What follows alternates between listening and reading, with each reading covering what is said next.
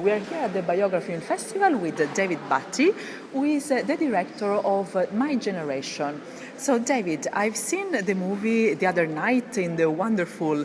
Piazza Maggiore, yes, amazing. Yeah. And I absolutely loved it, I have to say. So, tell me, how, did it start, the idea for this movie? Well, it came through three people. Yeah. First two people was the producer, Simon Fuller, who's better known for creating the Spice Girls, and Michael Caine himself.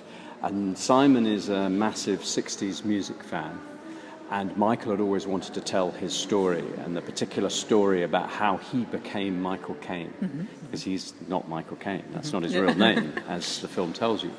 And then also how the sort of social revolution occurred that allowed him to do that.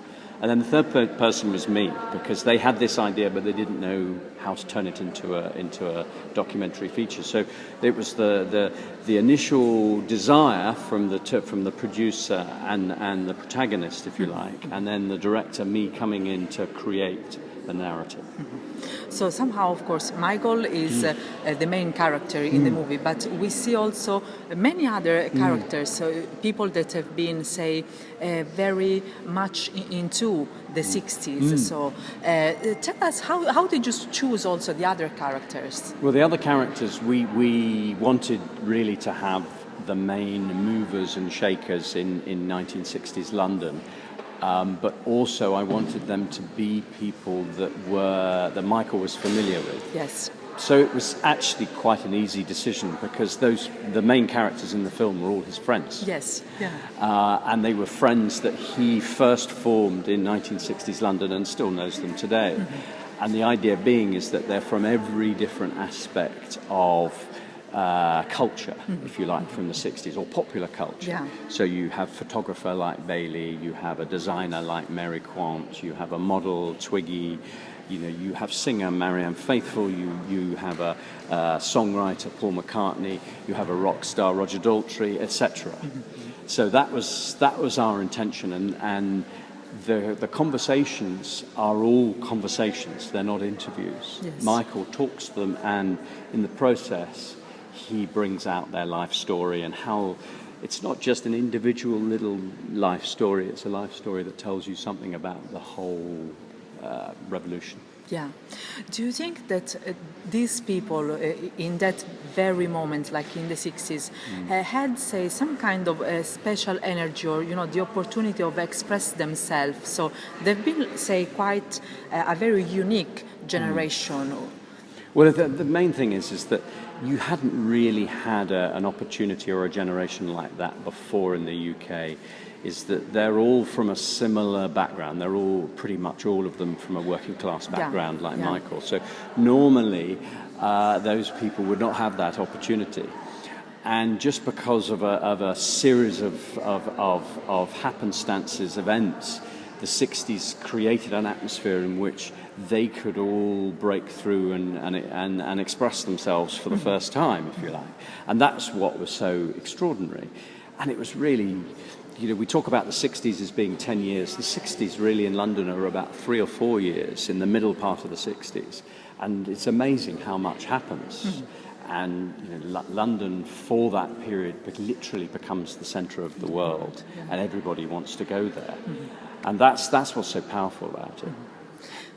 And this then started like a whole change in culture, and so the culture we have nowadays, like it really started from there. It is, yes. Well, basically what it is it invents pop culture. Right.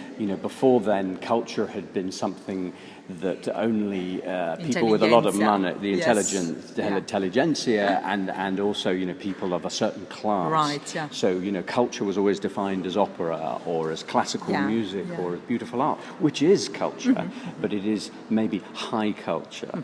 And pop culture, which is people taking photographs or drawing or clothes or music of a popular nature, was always dismissed. And there's a very interesting point. It's one of the most interesting pieces of sync in the film. It's from Paul McCartney, when he describes a time when he's in a taxi, and a taxi driver says, he sees that there's some music, classical music on the the bench, and he asks him, "Oh, what's that?" The taxi driver, "You won't be interested in that. It's high culture." And Paul McCartney says, "No, he realises that's the attitude, and it's wrong." And he says that pop music is the classical music of now, and there's no difference between them. They're just different means of achieving the same end. Yeah. I have to say that My Generation is really not just a documentary, but a document of a generation. So that's what I felt by watching it. So I've seen that there is also a lot of history inside of it. So also the footage from that period. So tell me about this process of the research behind the documentary. Well, that was one of the key things. I mean, it was a long documentary in the making. It took 5 years. And the reason being for that, most of that 5 years was occupied in finding footage, because what I didn't want it to be was the same footage that many people have seen before. It had to be something new. So most of that footage is private. It's stuff that is rarely seen. It's maybe some home movies. And we took a long time to do that. And that was one of the strengths for me of the film. Just another point, which is that a lot of people say, is this just a nostalgic film? And there is nostalgia in there. Yes, this was an amazing time. But for me, it's not about nostalgia. This is about a process that can happen in any society at any time, where a younger generation takes over from an older. And what they do in that is they reinvent a society, they reinvigorate it.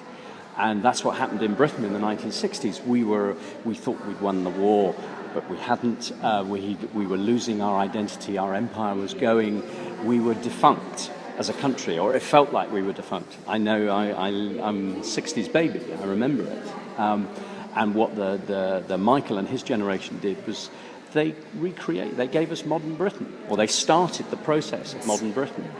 And that can happen anytime. I mean, we sort of need that now, I think, in the world. So hopefully what this does is it gives you a little template about how to do it. So the film is not just about the past, it's about the future too.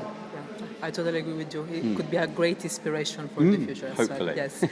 So David, thank you so much for joining us today. It was really a pleasure to have you with us. Pleasure. My pleasure.